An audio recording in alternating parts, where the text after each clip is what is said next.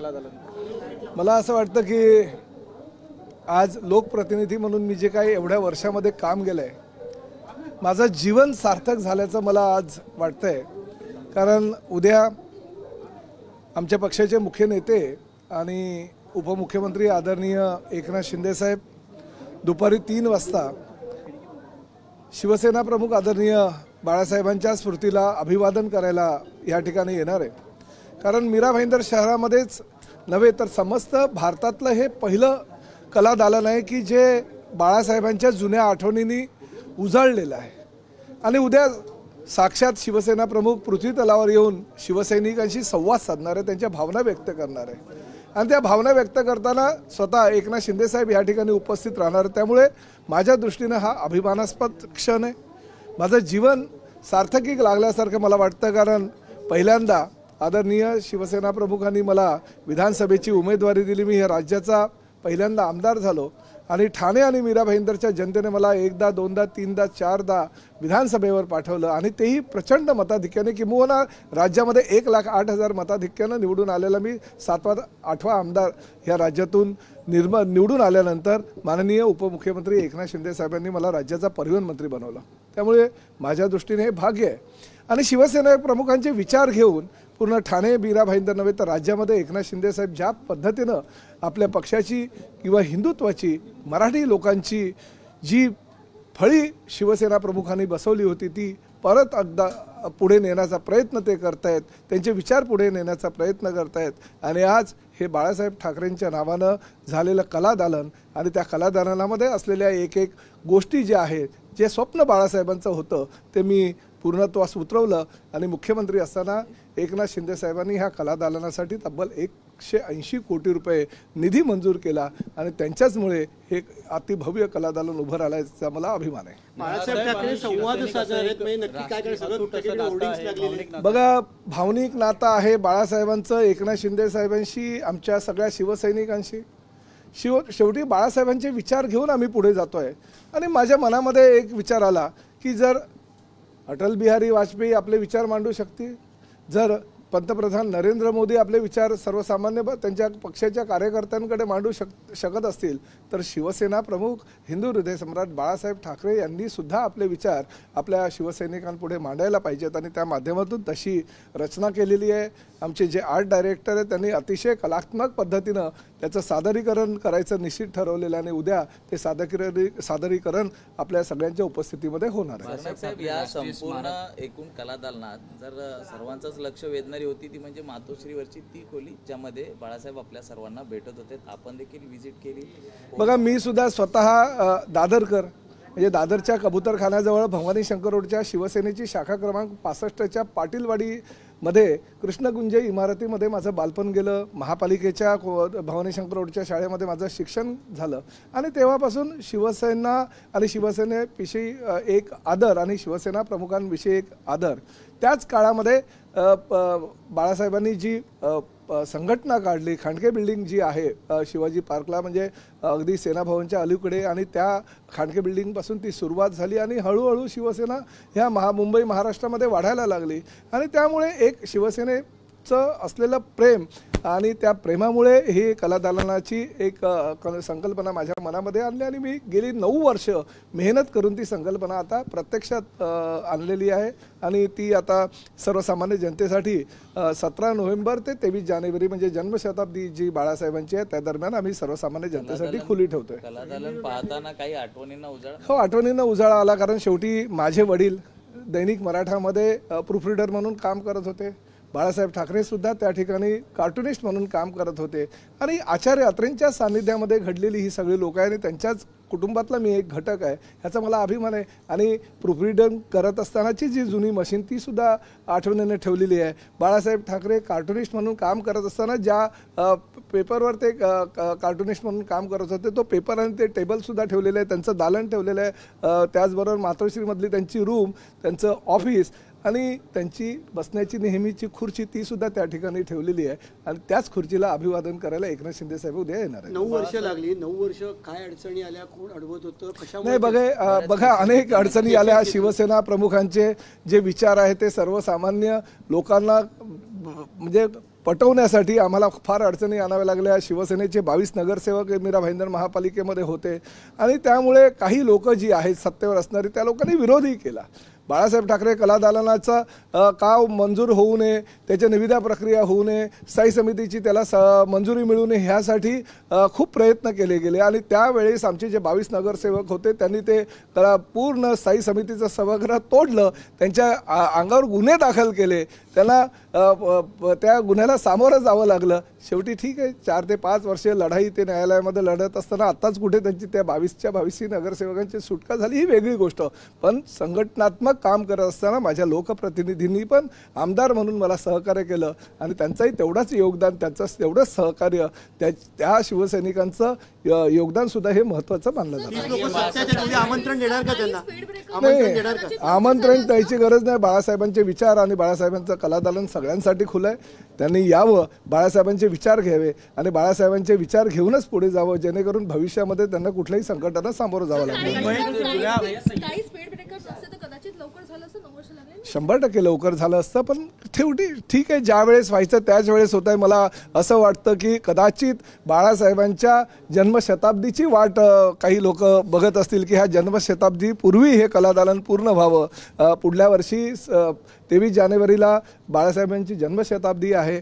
आज उद्या त्यांचा स्मृतिदिन आहे आणि या स्मृतिदिनापासून जन्मशताब्दीपर्यंत हे कलादालन सर्वसामान्य सर्व लोकांसाठी खुलं आहे.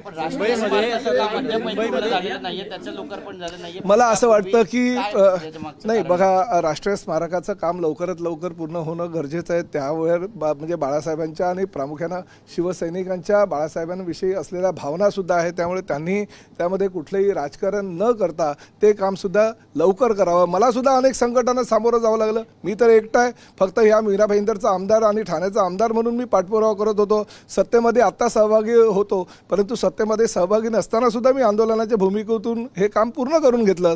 मला असं वाटतं त्यांना तर सगळं रेडीमेड मिळालेलं आहे, त्यांनी उलट लवकर करायला पाहिजे.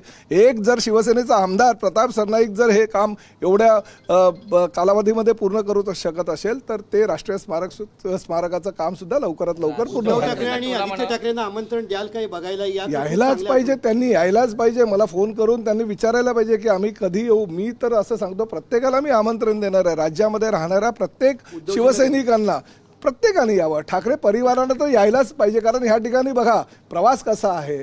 प्रवास आहे बाळ ठाकरे ते बाळासाहेब ठाकरे. त्यामुळे ठाकरे परिवाराशी जुडलेल्या प्रत्येकाने हे कलादालन यावं, बघावं आणि बाळासाहेबांचे विचार जे एकनाथ शिंदे साहेब सर्वसामान्य जनतेसमोर पोहोचवत आहेत तेच विचार त्यांनी सुद्धा पोहोचवावे. नाही, मी टोला देणारा कोण हो? मी सर्वसामान्य एक शिवसैनिक आहे.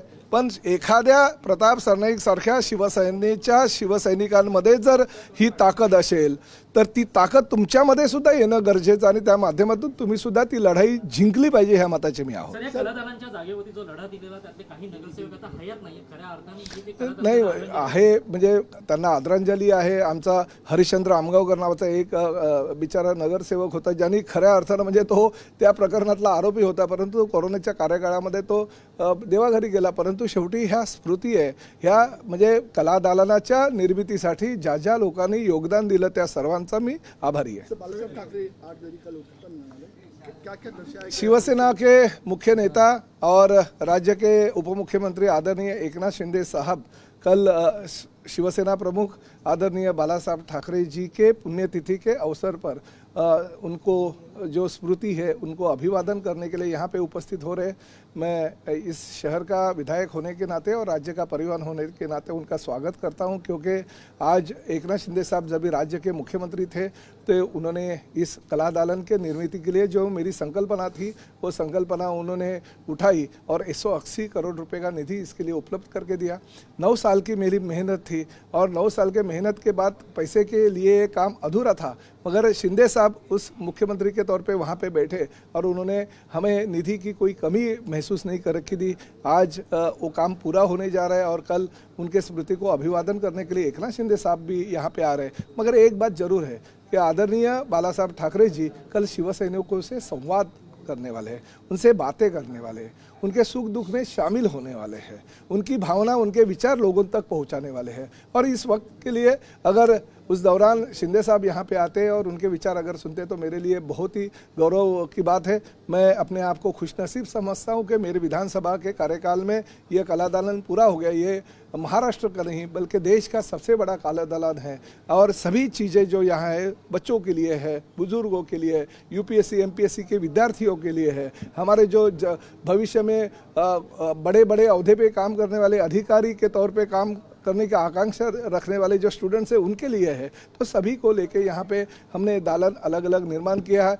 बाला साहब ठाकरे जी के विचार शुरुआत में जो शिवसेना की स्थापना हो गई, इन्हें 1960 से लेकर अभी तक का जो इतिहास है वो इतिहास यहाँ पे रखा गया। बाला साहब ठाकरे जी के मातोश्री की यहाँ पे रूम दिखाई गई है, उनकी कुर्सी यहाँ पे दिखाई गई है। शिवसेना प्रमुख जहाँ जहाँ पे काम करते थे उसके ऑफिस का, कार्यालय का निर्माण यहाँ पे किया है। हमारे जो दादर की गलियाँ थी, दादर की चाली थी जिसमें मैं बचपन मेरा गया, स्कूल मेरा भवानी शंकर रोड दादर में गया। उसी दौरान शिवसेना की शाखा थी जो 65 क्रमांक की शाखा थी, मनोहर जोशी उसके शाखा प्रमुख के तौर पे काम करते थे। मेरे पिताजी आदरणीय आचार्य अत्रे जी के प्रिंटिंग प्रेस पे जो मराठा न्यूज़पेपर था उसमें प्रूफ रीडर थे, बाद में वो पत्रकार बन गए और मगर साथ में उसी दौरान कार्टूनिस्ट के तौर पे बाला साहब ठाकरे जी भी वहाँ पे काम करते थे। तो ये पुरानी यादें हैं, ये पुरानी यादें हम इस कला दालन के माध्यम से लोगों तक लेके जाने के लिए और खासकर हमारे शिवसैनिक तो समझाने के लिए, उनके विचार देने के लिए हमने ये कला दालन का निर्माण किया। निश्चित रूप से यहाँ से आने के बाद, यहाँ पे आने के बाद लोग कुछ ना कुछ लेके जरूर जाएंगे। क्या उद्धव ठाकरे के परिवार को आप बुलाएंगे? निश्चित रूप से सभी को आना चाहिए। मुझे तो लगता है ये उनका ही है, ये कला दालन उनका ही है, ठाकरे नाम उसके है। और ये हमारा जो कला दालन की शुरुआत हमने की बाल ठाकरे से, बाला साहब ठाकरे, एक कार्यकर्ता से लेके बाला साहब ठाकरे कैसे बने उसके निर्माण के लिए और निर्माण होने के बाद उसे देखने के लिए निश्चित रूप से सभी ठाकरे परिवार ने आना चाहिए। ये मेरा कहना है, मेरा आमंत्रण उनके आपके माध्यम से निश्चित रूप से मैं देना चाहता हूँ। बाळासाहेब ठाकरे राष्ट्रीय स्मारकाच्या अध्यक्षपदी उद्धव ठाकरे यांची नियुक्ती करण्यात आली, तसं GR जो आहे तो काढण्यात आला राज्य। बघा, राज्य शासन कुठल्याही प्रकारे राजकारण करत नाही हे सिद्ध झालंय। जर काही राजकारण त्यामध्ये करायचं असतं, बघा उद्धव साहेबांना त्या ठिकाणी 5 वर्षासाठी नेमणूक झाली, आदित्य ठाकरेंची नेमणूक झाली, सुभाष देसाईंची नेमणूक झाली आणि त्यांच्याबरोबर काम करणारे जी काही लोक आहेत त्या सगळ्यांच्या नेमणुका केलेल्या आहेत। ठीक आहे, आमचे पराग अळवणी त्या ठिकाणी आहेत किंवा आमचे शिशिर शिंदे त्या ठिकाणी आहेत, त्यांच्याही नियुक्त्या झाल्या। बाळासाहेबांवर प्रेम करणारे शिवसैनिक म्हणून त्यांची नियुक्ती करण्यात आलेली आहे। त्यामध्ये राजकारण काही केलं नाही। म्हणजे तुम्ही जी मागणी करता ती मागणी राज्य शासन म्हणून मुख्यमंत्री श्री देवेंद्र फडणवीस, उपमुख्यमंत्री एकनाथ शिंदे आणि अजितदादा पवार मान्य करतात, कारण बाळासाहेबांचे विचार हे जगले पाहिजे, जिवंत राहिले पाहिजेत आणि त्या माध्यमातून हे कला दालन जे मी निर्माण केलेलं आहे हे बाळासाहेबांच्या विचारांना श्रद्धांजली देण्यासाठी, त्यांना ह्या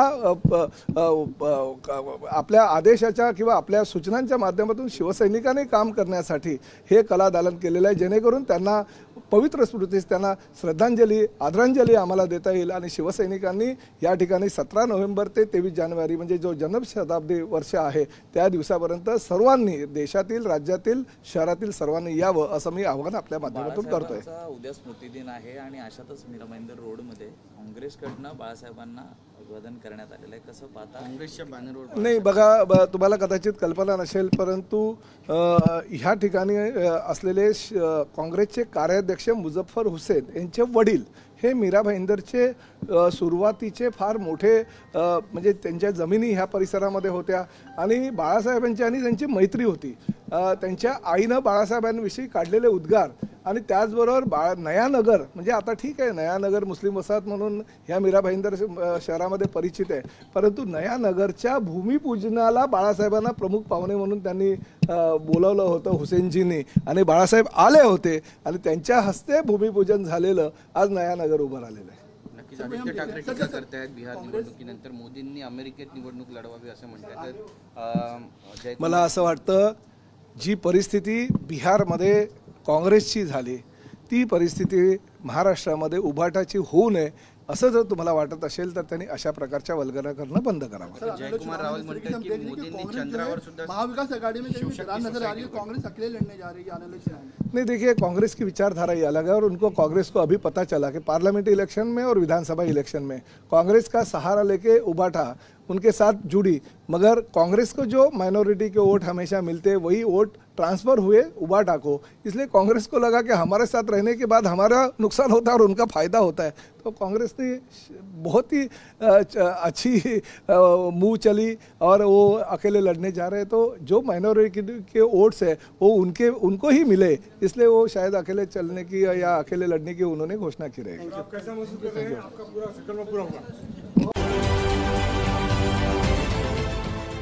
देश विदेशातील प्रत्येक घडामोडींचे लाईव्ह अपडेट मिळवण्यासाठी आता साम टीव्हीच्या सर्व सोशल मीडिया प्लॅटफॉर्मला लाईक, फॉलो आणि सबस्क्राईब करा।